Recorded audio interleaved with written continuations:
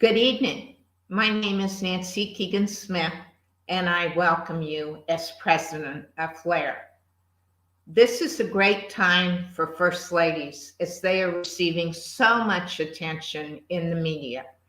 The media has focused on their advice to their husbands, their continued activities after they leave their role in terms of using their platform in the political conventions, their wonderful convention speeches, and the campaign season and the election.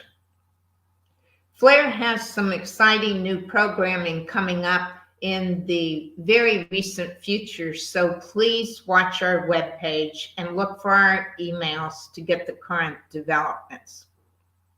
I'm very excited about tonight's program with Heath Hardage Lee, the author, and moderator Bob Bostock. The program will focus on Heath's new book on Pat Nixon, The Mysterious Mrs. Nixon, The Life and Times of Washington's Most Private First Lady. Such a good title, and Heath certainly takes a lot of the mystery away.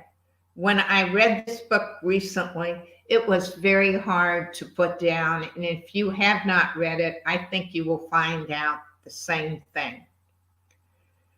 In my career at NARA, at the National Archives and Records Administration, one role I had was as both an advisor and giving guidance for the review of Nixon presidential historical materials, including the Nixon tapes. As an archivist, I found Heath's use of original sources and interviews with many of Pat Nixon's staff commendable, which led to many new revelations and a fuller portrayal of a very vital and important First Lady. I just want to go over a few things I enjoyed so much about Heath's book, where she either covered something more completely or uncovered something that previously hasn't. She does a very sensitive portrayal of a complex marriage. Richard Nixon and Pat Nixon loved each other, but Pat Nixon was also very independent and hated the political scene, so there was a constant struggle. She also was very devoted to the family, to, of course, Richard Nixon and the two girls. And she loved to connect with people, and she loved to travel. And she was really the First Lady who was the official representative of a president when she traveled to foreign countries like Peru and South Africa. He details so well with original resources the struggle that Pat Nixon had in being marginalized by the West Wing, Richard Nixon's staff, particularly H.R. Haldeman and John Ehrlichman. And surprisingly, Heath points out that Pat Nixon was furious when President Ford pardoned Richard Nixon. Clearly, I could go on, and you can tell how much I enjoyed the book. Heath is an award-winning historian, biographer, and curator who specializes in women's history. She is the author of the nonfiction book entitled The League of Wives, The Untold Story of the Women Who Took on the U.S. Government to Bring Their Husbands Home from Vietnam, and curated a special exhibit on this topic that traveled all over the United States. Heath also writes about women's history and politics for a variety of publications, is a FLAIR board member, and I'm lucky to call her a friend and colleague. The moderator tonight is Bob Bostock, who is an expert on both Pat and Richard Nixon. Bob is a consultant to the Richard Nixon Foundation. He has written and curated numerous special exhibits at the library, including the Pat Nixon Centennial exhibit. He also worked with Richard Nixon and curated the original Watergate exhibit before the Nixon Library, when the original Nixon Library opened. Years later, Bob's and my path would cross in my work at NARA when Bob sent in comments when the Nixon Library became federal and added a new Watergate exhibit. Bob sent in comments, suggestions, very fulsome on what he thought about the exhibit and what he was suggesting be changed. It is a pleasure to welcome and have such knowledgeable moderators and Flair members with us tonight. I want to thank our institutional members, and I want to welcome our newest lifetime institutional member, the Ulysses S. Grant National Historic Site, which is in St. Louis, Missouri, at Whitehaven, Julia Grant's home. I would also like to thank our other institutional members, American University School of Public Affairs, Rider University, the White House Historical Association, the Massachusetts Historical Association, the Gerald R. Ford Presidential Foundation Library and Museum, the George W. Bush Institute, the Center for Presidential History of SMU, the National First Ladies Library and Museum, the National Trust for Historic Preservation, the Dole Institute of Politics, and the National Archives and Records Administration. Our collaborative projects with our lifetime institutional members is exemplified by the national conference we did at the Ford Museum in April, along with our lifetime individual members such as East Wing Magazine, and all our Flair members are illustrative of the important relationships that Flair has with its members and how vital they make Flair in fulfilling our important role of research, education, and knowledge about the lasting legacies of U.S. First Ladies. It is now my pleasure to turn over the program to two very interesting, and I'm sure they will be this will be a fascinating program, Bob and Heath, and to talk about Heath's wonderful book, which I will hold up. Bob? Well, thank you very much, Nancy. Thank you for that very kind introduction. Very kind, probably too kind, but I appreciate it. Thank you so much. You're welcome.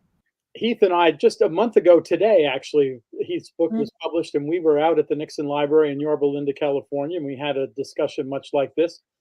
I was talking with folks out in Yorba Linda today, and they told me the temperature was 106 degrees. So I think we're better off having this opportunity to speak from Virginia and from New Jersey, where the weather has really turned nice. We want to start with a short video that Heath has had produced that really helps set the stage, I think, for our discussion tonight. So if I could ask if we could roll the video, and then it's only a few minutes.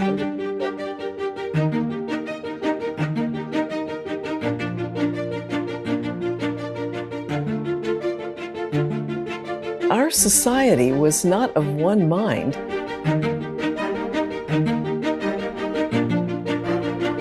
Women were mostly, back then, homemakers, secretaries.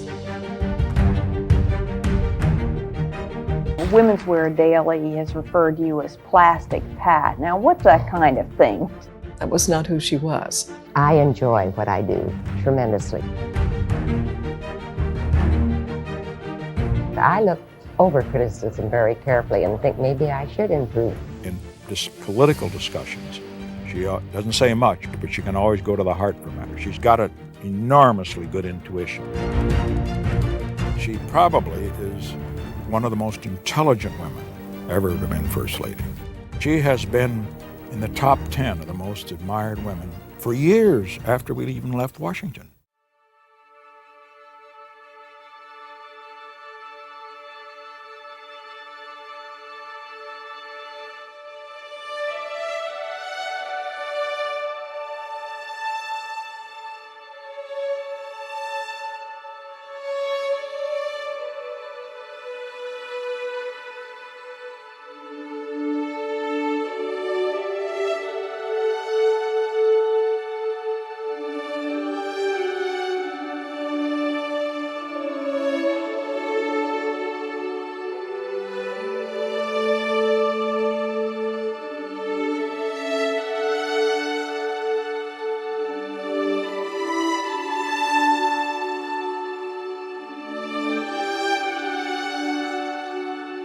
What do you think people need to know about Pat Nixon that they do not? She was a trailblazer.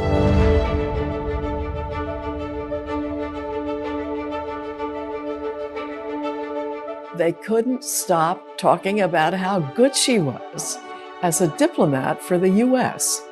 Hand of diplomacy. Hand of diplomacy, and that was Pat Nixon. I wanted to talk about Mrs. Nixon's push to get a woman on the Supreme Court. Pat Nixon was forthright about her desire for a woman on the court. She was publicly pro-ERA, pro the Equal Rights Amendment, pro-choice before Roe versus Wade. Pat Nixon's biggest legacy, to me, is what she did to advance women. Advancing women at that point in our history, in the early 1970s, is the major legacy of Pat Nixon. What a great example she was for a First Lady.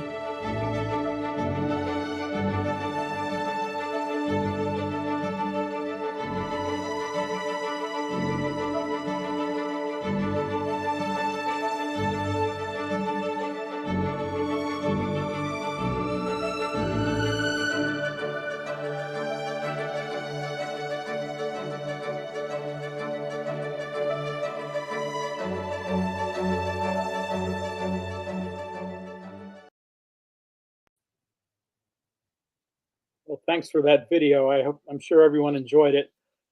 I want to, Heath, I want to get right to some questions, and I think it'd be interesting tonight, particularly for the Flair members, to kind of talk about the process of how you researched this book, what your process was going forward. But I want to start with this question. I have found, and I know you have found, that research in any historical subject is never really complete. And I think that's particularly true of First Ladies. I think that for the vast majority of First Ladies, they have been given only a cursory examination by historians. So you took on Mrs. Nixon. Your book is the first commercially published biography of Mrs. Nixon since 1986, when her daughter, Julie Nixon Eisenhower, published Pat Nixon, The Untold Story.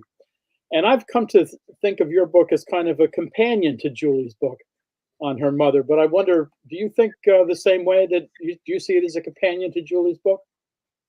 I love that idea. I like the idea of having these books kind of side by side or even together as a set, because I think it gives you, Julie being the daughter of Pat Nixon, she really had the inside view of what was going on, sort of from inside looking out.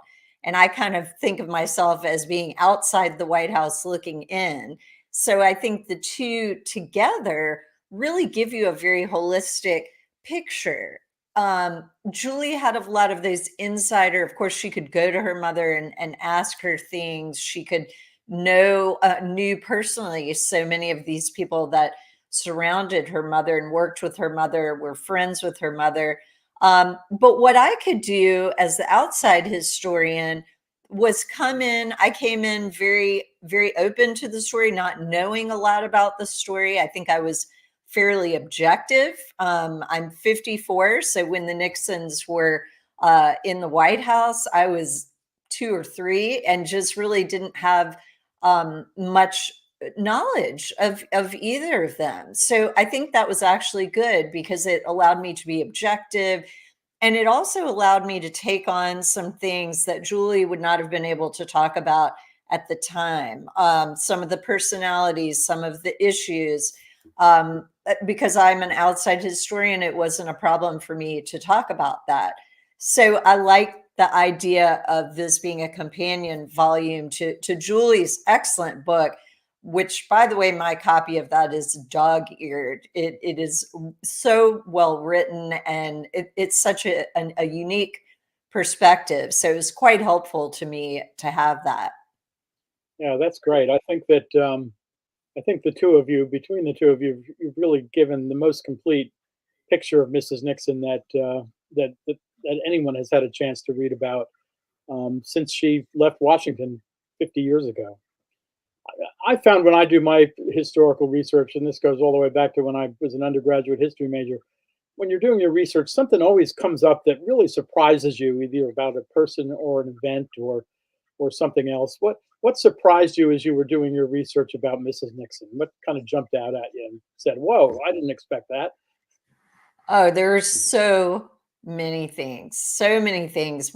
One thing starting kind of at the beginning of her life is I had no idea how poor she was growing up, just growing up in these really difficult circumstances, and what a difficult childhood she had. You would never know looking at footage of her or her talking later. She's so poised, so put together, so controlled that you have no idea about this really difficult childhood she had. She did have loving parents, a loving family, two brothers she was crazy about, but they were very poor. She grew up kind of in the frontier West as well. She's really a Annie Oakley type character, as her son-in-law David says, with a real do-it-yourself ethos. So didn't know about any of that. Did not know that both her parents were dead by the time she was 17. She was basically an orphan, had to help raise her two brothers, put herself through school. That was all surprising. And also the fact she got the equivalent of a master's degree. She is the first lady to do that. And how unusual it was for women of that time period to go to college, which she did, and put herself through college after her brothers went through, and she helped with that, and then went on to get the equivalent of a master's degree. I found that really surprising and unusual.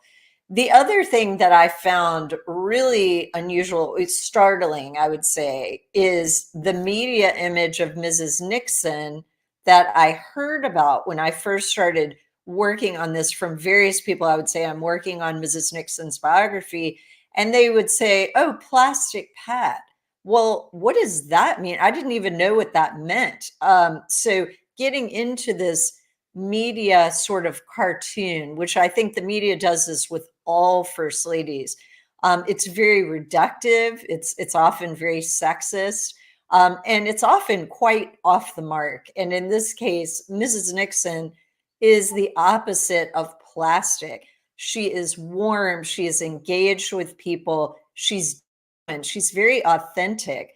So that whole characterization as plastic was just completely wrong. And it was just very surprising to me that that has stuck for so long, given when you examine her life, all the incredible things she did and the warmth she shows. I think it comes across in the photos and the films of her hugging children, holding people's hands, really looking into their eyes, really connecting with people. So I was very surprised to hear this whole plastic Pat thing, and not really surprised to find that the media characterization was completely false. Yeah, my own experience, the first time I met Mrs. Nixon in 1989, I was interning in the former president's office for the summer. And she happened to come into the office, and her driver came back and said, "Oh, Mrs. Nixon wants to say hello." So, of course, I was thrilled by that. But she knew all about what I was doing after my internship was over. I mean, she could not have been nicer and warmer. She didn't have a staff to brief her at that point. She was just fabulous. As She was interested in people. I think really you was. you saw that personally. I wish I had gotten that opportunity to meet her personally, but everyone says that really comes across, that real interest. You can tell when people are really interested in other people, and sounds like that was very evident. Absolutely. Now, you cast a very wide net in terms of who you wanted to talk to for this book. I don't think there's a single person who is still alive who worked for Mrs. Nixon or actually worked in the Nixon White House that you did not contact. But some Nixon folks are a little reluctant to talk to somebody they don't know, whether it's a journalist or a biographer. Was there anybody that you thought, this person is never going to talk to me, who actually did talk to you and gave you an interesting interview? Yeah, I did cast the net very wide. I think it's important to speak to as many people as you possibly can that knew the person, since Mrs. Nixon is not with us anymore. So it was surprising who I did get to talk to me, like some really interesting people. Now, the East Wing women, I didn't really know what to think going in, but I found out all of them adored Mrs. Nixon without exception. So once I talked to one of those ladies, I believe it was Joni Stevens, all the rest of the staff I was able to meet very quickly. So that was very cool. One leads to another, and that's how it tends to go, and another and another. I was surprised. I actually was able to talk to Alexandra Butterfield, who I did not realize had become Mrs. Nixon's liaison between the West Wing and the East Wing. And I had several incredible interviews with Mr. Butterfield. He is the one that reveals the existence of the Nixon tapes, as some of you may recall. And he adored Mrs. Nixon, and he also was very upset when he heard about some of the characterizations of Mrs. Nixon as a heavy drinker and a recluse. And he said, absolutely, that is not true. Where did you hear that? So, of course, these are all from Woodward and Bernstein, the journalists who have written many books, including the one called The Final Days about the end of the Nixon presidency. So Mr. Butterfield called Mr. Woodward and told him he needed to talk to me immediately, and that was not true. So that was quite an interesting interview that I didn't expect, that led to another really unexpected interview that was very brief. But it was quite interesting too. And I talk about that in the book. Yeah, it's interesting how talking to one person will lead to another and lead to another as people get confidence that you're going to be fair and objective, as opposed to just out to write a hit piece, which I think is a real credit to you as a biographer, that you are fair and objective. That makes a big difference. Not everybody is these days. Did anybody say no? Well, oh, did anyone say no? Yes. I'll tell you, I was thinking about this earlier today. I was like, who said no to me? One person I tried so hard. Well, there are three people I'll tell you about that are all interesting. Gloria Steinem.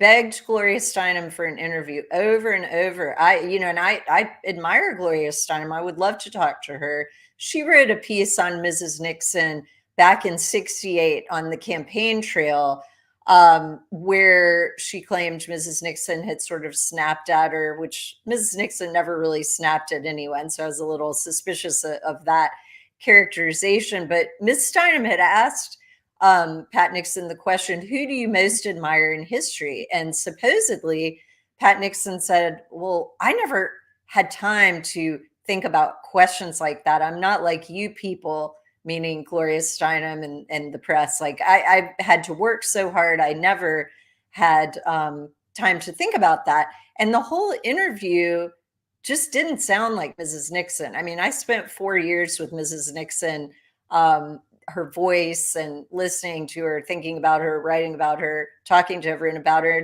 It just didn't sound quite on point.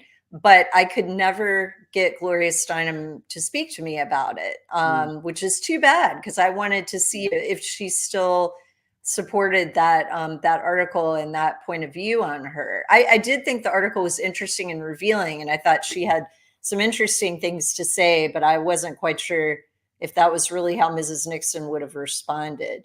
So Gloria Steinem was one. Carl Bernstein of the Woodward and Bernstein team told me he would be delighted to speak to me about Mrs. Nixon, and then proceeded to ghost me for the next 2 years. I tried repeatedly for several years to get him to talk to me, and he would not. So that was not unexpected, but interesting. So there were those two. Those were the main two. Oh, and the last one, Diane Sawyer, who worked with President Nixon on his post-presidency memoirs, and spent a lot of time at, was at Casa Pacifica. And I repeatedly tried over and over 8 different ways to get her to speak, and she would not.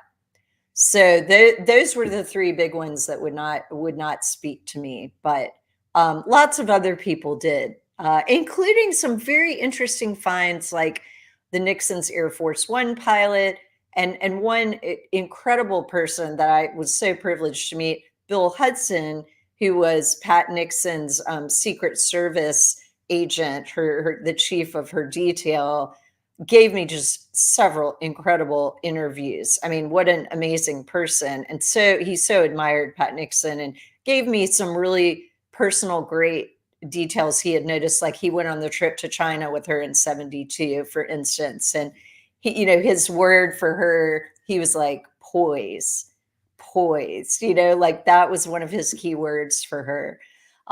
So like this slide, she is voted the most admired person in the world over and over and over. And the American public understood, how popular and how admired she was at that time.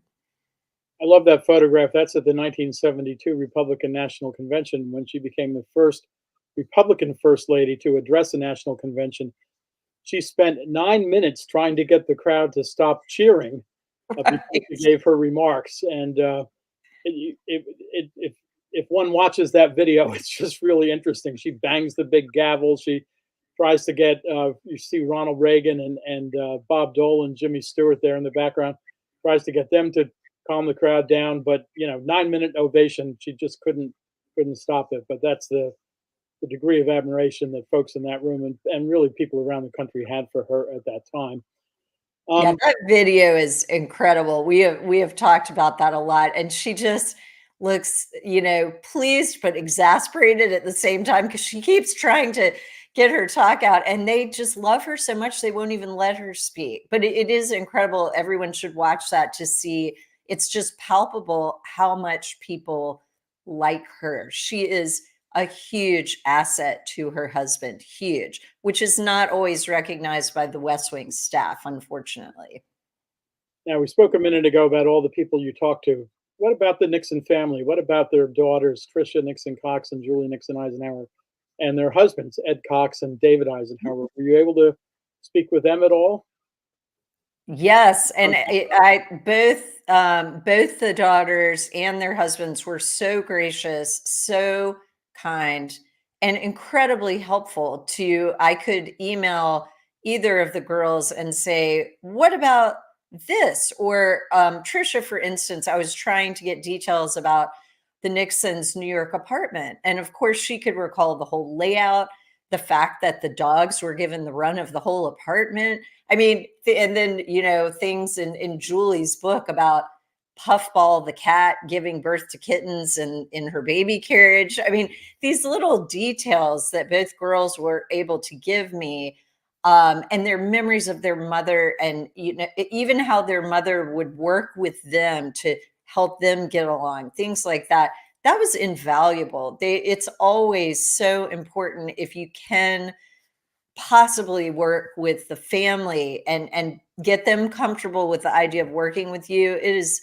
It's huge. It just adds a whole dimension that it's not nearly as good with some of these books where no interviews are done. It's all kind of based on, archival sources are amazing. They're also needed and can be amazing.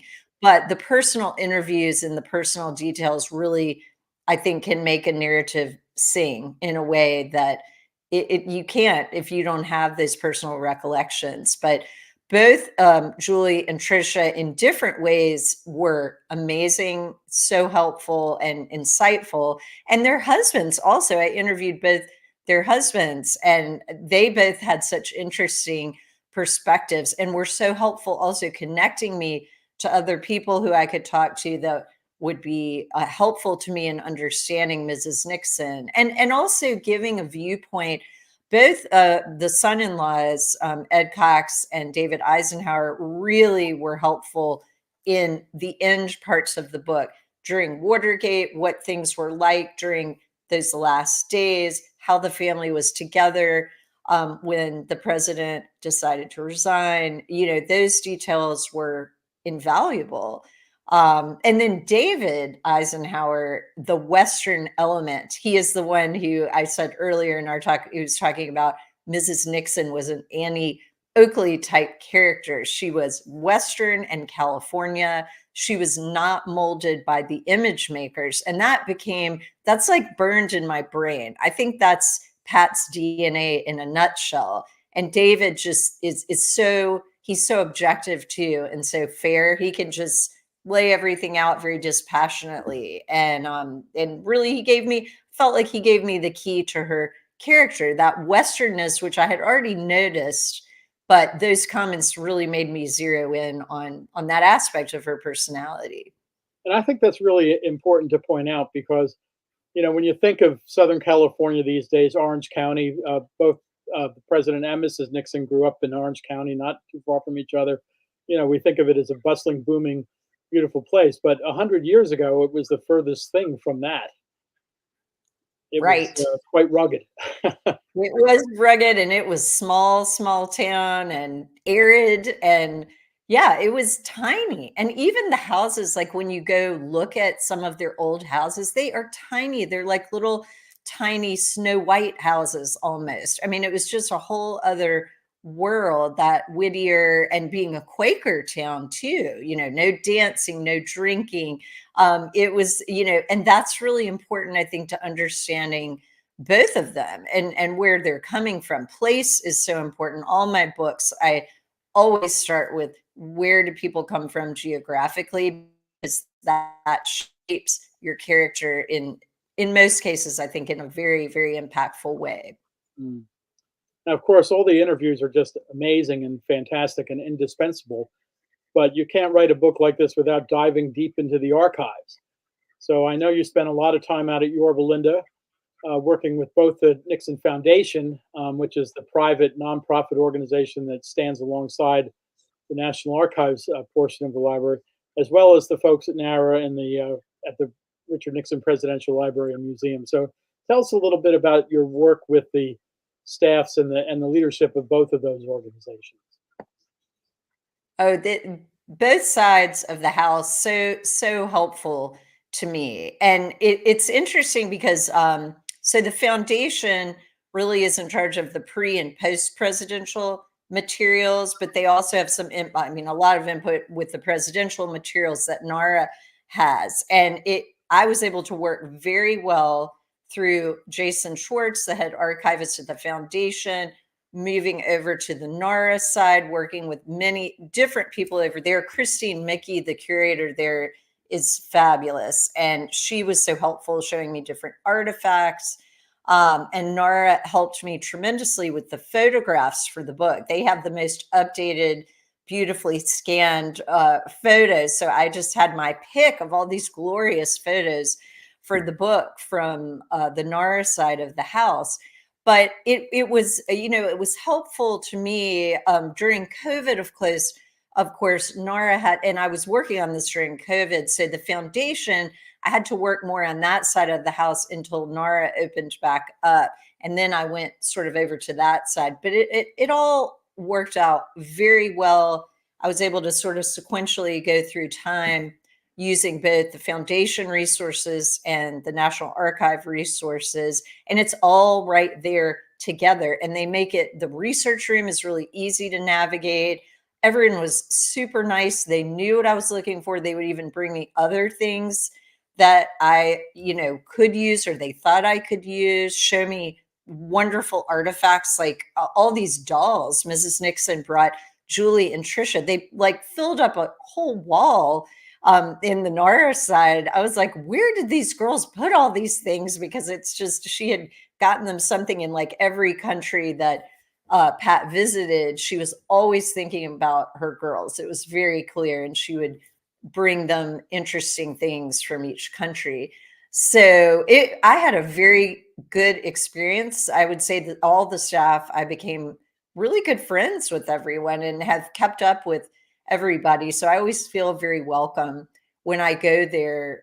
Even now, just to say hello, I could easily just walk in and say hi to everybody and feel right at home. So I had a great experience working there and found just treasures. And the only thing I would say is I wish more money would be put towards more archivists. There's so much to do, more archivists and more digitizing of resources, because it is very expensive to travel to these sites. And I also hand scan myself every document at the Nixon Library, because again, the resources just aren't there quite yet to digitize everything. So that's on my wish list for them, is more funding for archivists and more digitization to make this more accessible to researchers.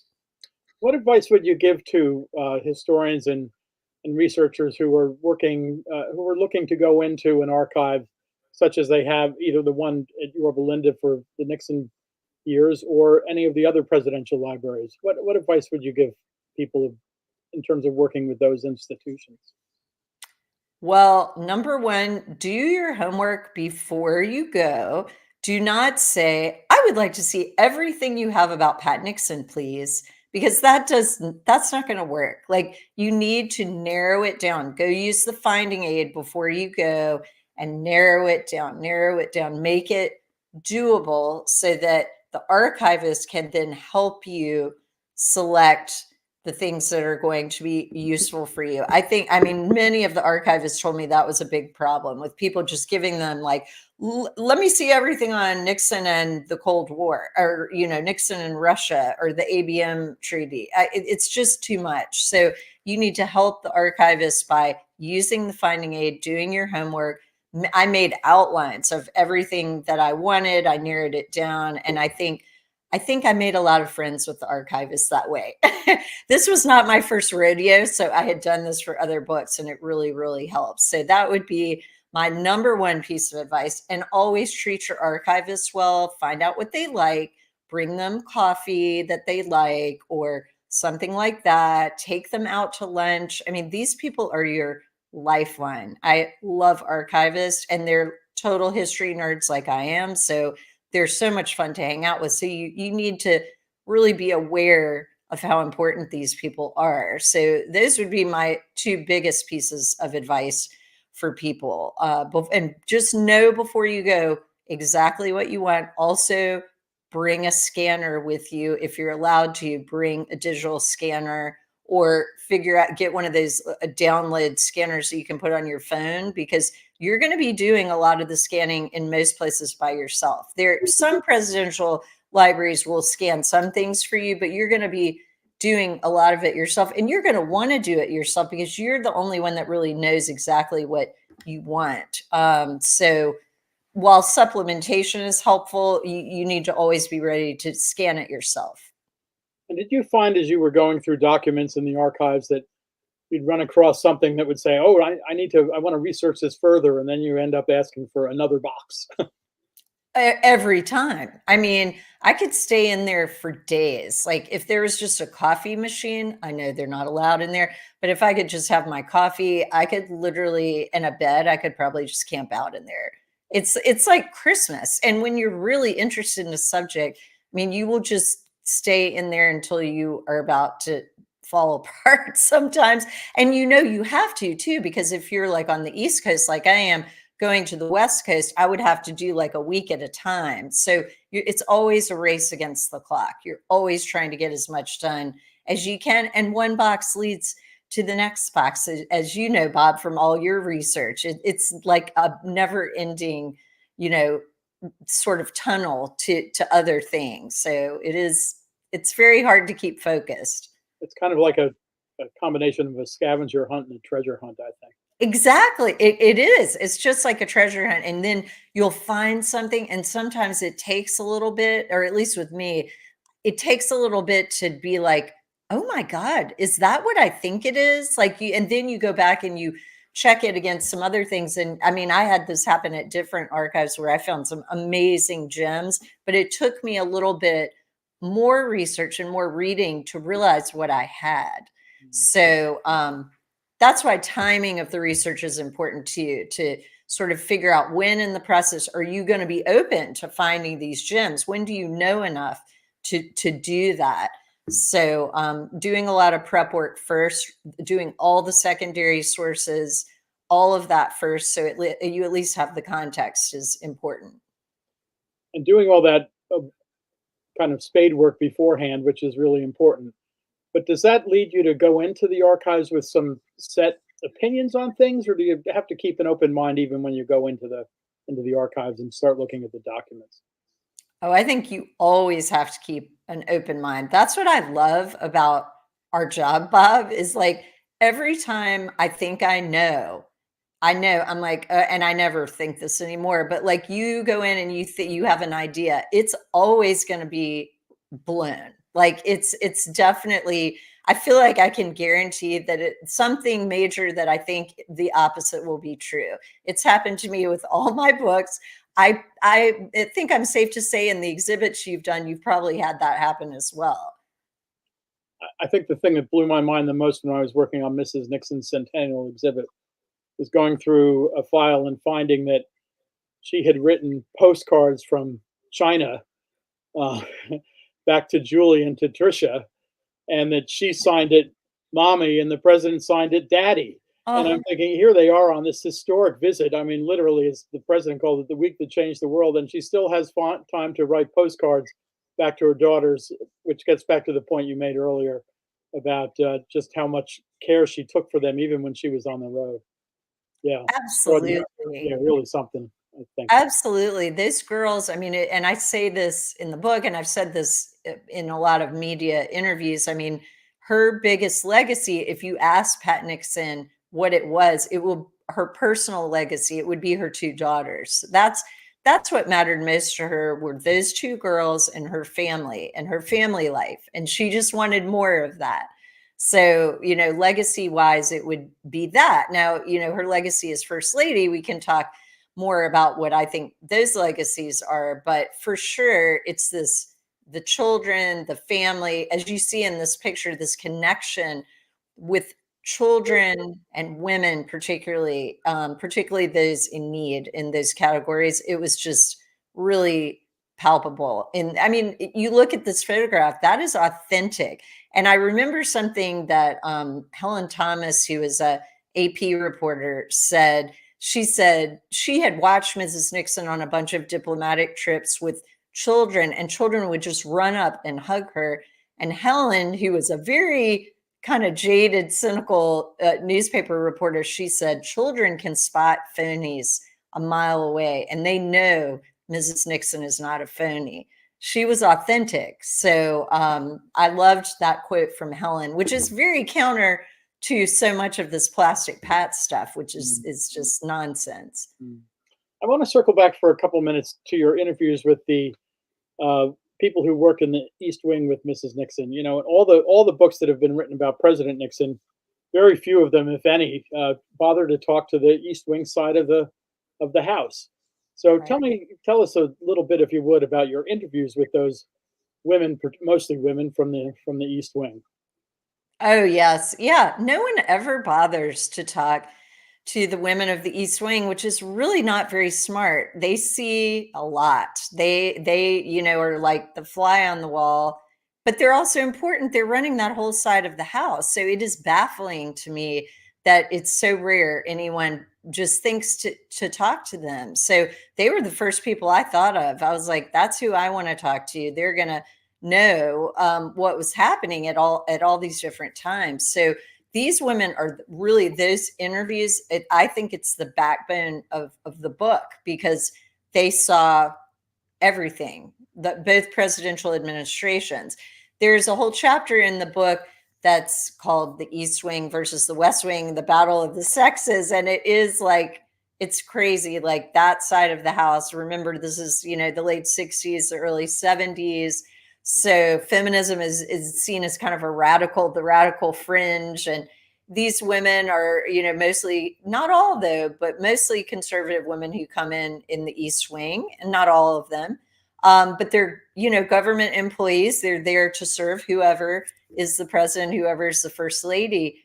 But they had a very difficult time with the West Wing, particularly H.R. Haldeman, the president's chief of staff, and John Ehrlichman, who was his domestic advisor. And there were attempts to take over the East Wing by the West Wing in the beginning stages, like around 1969.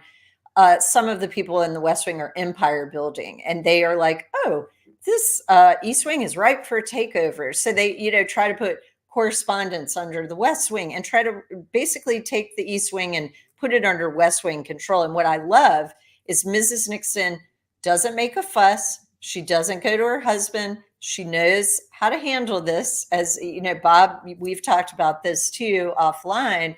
She was used to running her own show and handling things herself. This is where her Western, do-it-yourself, frontier woman, Annie Oakley's side comes in. And she says, no, that's not happening. And she just shuts it down with like 2 sentences. She's done. This will not happen. They try to make her have a male chief of staff. Absolutely not. I will not have a male chief of staff. So she deals with this effectively and quickly, doesn't complain and doesn't explain. And that is really nice to see. But the East Wing women, you know, we had a lot of talks about how she handled it so beautifully, but, you know, they were also dealing with a lot more on the, you know, at the lower end of the career rung, you know, dealing with it on a daily basis. So there's a lot in that chapter that I think people will find interesting about that time period. Yeah, Bob Haldeman once said every president needs an SOB, and I'm Nixon. So I guess the women in the East Wing would not have disagreed with that, huh? No, I think they would totally agree. And yeah, he in the press, the caricatures of him as Medusa, you know, as all of that are pretty funny, I have to say. He ran a tight ship, and he did not make a lot of friends. I wanted to ask you about an article that recently appeared in the East Wing magazine about Bob Woodward and Carl Bernstein's 1976 book, The Final Days, and the portrait they paint of Mrs. Nixon in that book during the final days of the Nixon administration. We just marked last month the 50th anniversary of the end of the Nixon administration, so I think this is a good time to kind of get your thoughts on that article and on that book, The Final Days, and the portrait they painted of Pat Nixon. Well, I was delighted. I did a wonderful interview with Jennifer Taylor at East Wing magazine, and she did such a good job as a journalist asking me, because it's important, and she really felt strongly that it was really important that we discuss specifically these allegations about Mrs. Nixon. So for those of you who don't know, in the book The Final Days, which came out in 1976, it's by Bob Woodward and Carl Bernstein, who were famed Watergate, you know, reporters at the Washington Post, who worked on the Watergate affair. So they, I don't take issue in the book or try to untangle their Watergate reporting per se, but I do take issue directly with their characterization of Pat Nixon as a heavy drinker and a recluse. All these things they say about her, none of which I found any evidence for. These are baseless rumors, as far as I can tell. I think, but unfortunately, a lot of people took these to heart because they were in the final days in that book. And then Saturday Night Live did a comedy sketch based on the final days that really cemented this image of Mrs. Nixon as a heavy drinker and a recluse in people's minds. And in fact, all during the time that I worked on the book, I would say, I'm working on Pat Nixon, and people would say, oh, she was an alcoholic, wasn't she? And I would say, no, there is no evidence for this. This is an example of how first ladies are unfairly smeared, and they have no recourse. Whatever they say, no one is going to believe them. This has happened, you know, it happens to all first ladies. I was interested to see Jill Biden being called Lady Macbeth recently. Accusations she was forcing her husband to stay in for financial gain. So this isn't just a Republican thing or a Democrat thing. This is all first ladies. We should treat our first ladies respectfully and better than that, and not reduce them to these caricatures. And in Mrs. Nixon's case, I believe it was a way to get at the president. It was a weapon. And this has happened many times. You know, you go to the wife and children to get to the president. And it happens again on all sides of the political aisle. But there is no evidence for any of that. The recluse part, all you have to do is look at the White House records. She was working up until the last 3 weeks, doing outward facing events. And the last 3 weeks, she worked every day doing inward facing tasks, working on the White House restoration and renovation project. So that's just completely untrue. And the drinking, not one person I interviewed, and I interviewed scores of people who would know, family and friends, yes, but also babysitters, Air Force One pilots, people who didn't have a stake in making something up. And they all said there's just no evidence, including Alexander Butterfield, who made Bob Woodward talk to me about it because he knew it wasn't true. So I could go on, and there's a lot in the book, but it is so hurtful to all ladies to besmirch their reputation with no evidence. Just show us evidence, show us some facts. That's what I would like to see for all first ladies. I want to see if we have any questions from the folks who are watching. Do you see any? I didn't see any. I am not seeing. I'm looking in the comments section, and I think they're starting to come up. Okay. Q&A. Let's see. Well, we'll wait a minute for them to come. We'll wait a minute, but we can. In the meantime, I'll ask you, as a follow-up to what we just discussed, journalists like to say that they're writing the first draft of history, but any of us who've written anything know that the first draft is often not what you end up when you get to the final draft. So what do you think the job of the historian is to write to take that first draft of history and then really do research and either improve on it or debunk it or confirm it, or how do you approach that quote unquote first draft of history? Yes, I'd say the first draft of history. I think about the first drafts of my books, which are terrible, and that you have errors, you have misconceptions, you have things that you really are just writing in the moment. And I think those are very, very useful as starters. But then the job of the historian is to do the digging, to have it be. I kind of look at, when I write these books, they're almost like a forensic excavation or an archaeological dig in some ways, where you bring up the bodies, you examine them, and then you start to separate the fact and the fiction. And so much of media, I think there's so many elements of fiction and punditry, and you have to cut those off. You have to really sift through those, get rid of that, and then look at the base facts. And these are found, of course, the archive is an amazing place to find these amazing documents. You combine those with the interviews, you combine them with things like oral histories, which I use so many of those in the book, from CSU Fullerton, from Whittier College. And then you come up, I think, with a much more complete draft and a much more balanced draft of history. And then the next historian is going to add to that. You're not going to find everything. I fully believe people will find out more about Pat Nixon. They will add to what I have. And I hope that happens. I think we need that. We need people to continue looking, for instance, at different aspects of the East Wing. Perhaps I talked to a young woman today who was very interested in working on that. So I think that's great. This all will add to the portrait. Great. I see we have a question that asks, can you discuss any sections of the book that you were not able to include? And I know we talked about the job that your editors had to do to Yes. put down a little bit. So what got left on the cutting room floor that you wished you could have been included in the book?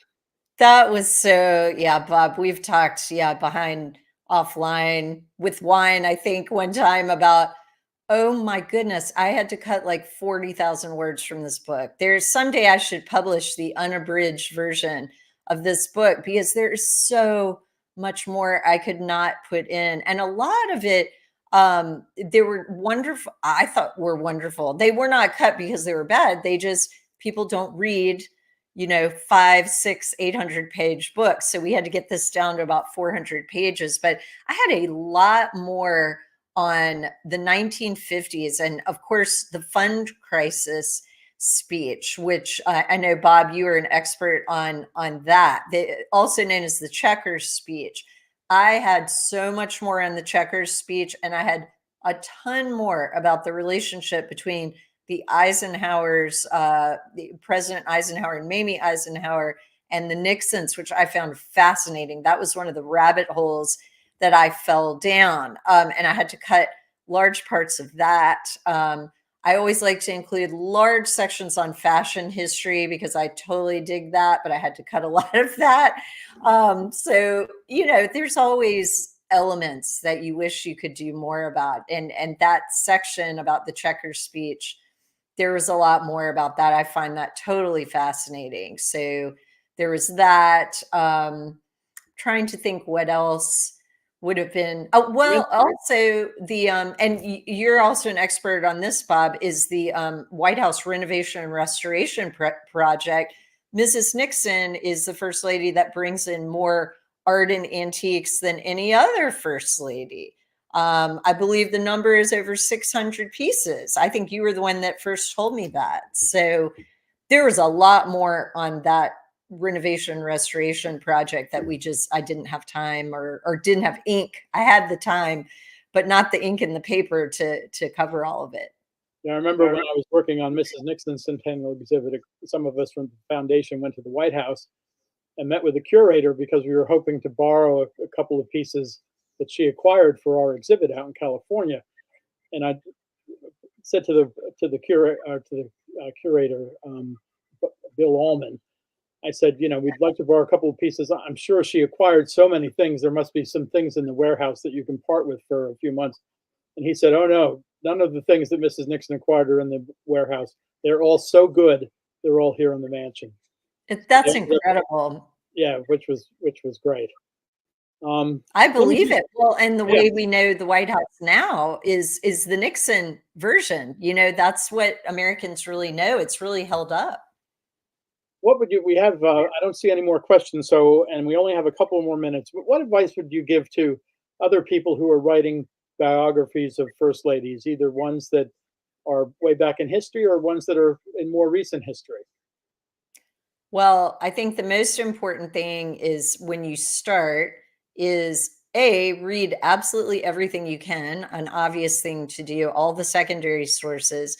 And the next thing you need to do, and the most important thing overall, is to build relationships with people if they are living first ladies, or even if they have descendants, even if it's several generations down, you must talk to these people. You must get everything and really get oral histories is what you're doing. I mean, reporting in the case of this book and my previous books, it's really taking oral histories from these people and getting these stories down. So I think that's really crucial to do that, and to gain everyone's trust, to make them comfortable, to reassure them you are not there to do a hack job. You are interested in this person.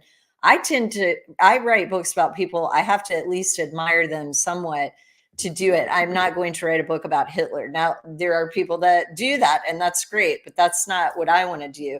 So I think you've got to get everyone, reassure them you're there to tell the story as it is. And sometimes it's not pretty. You've got to tell all of it, but you are not there to diminish anyone. You're there to hear, to listen to these stories, and get those oral histories down, because people really, I've had all my books, people have died in the midst of them. And I've been so sad that I haven't gotten to talk to that person, or, haven't had the time to meet with them before they passed on. So that's really critical, I think, to a really good book. Yeah, that's great.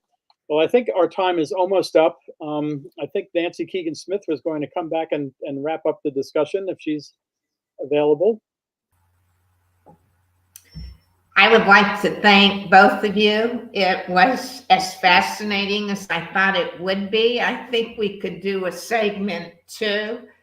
I will say this as an archivist who headed up the Presidential Materials Division. You both are very fortunate to be dealing with boxes rather than terabytes of information.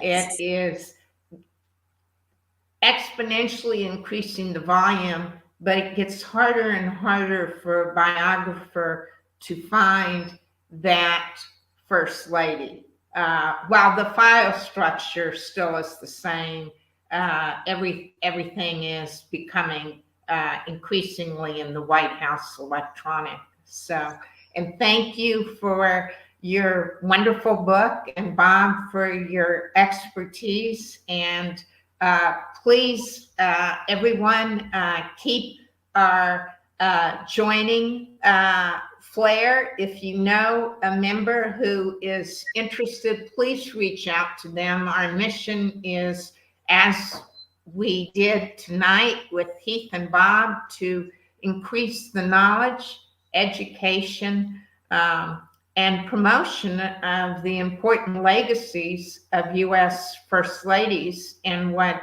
Heath's book has done is really showed how important a First Lady and how unheralded a First Lady Pat Nixon is.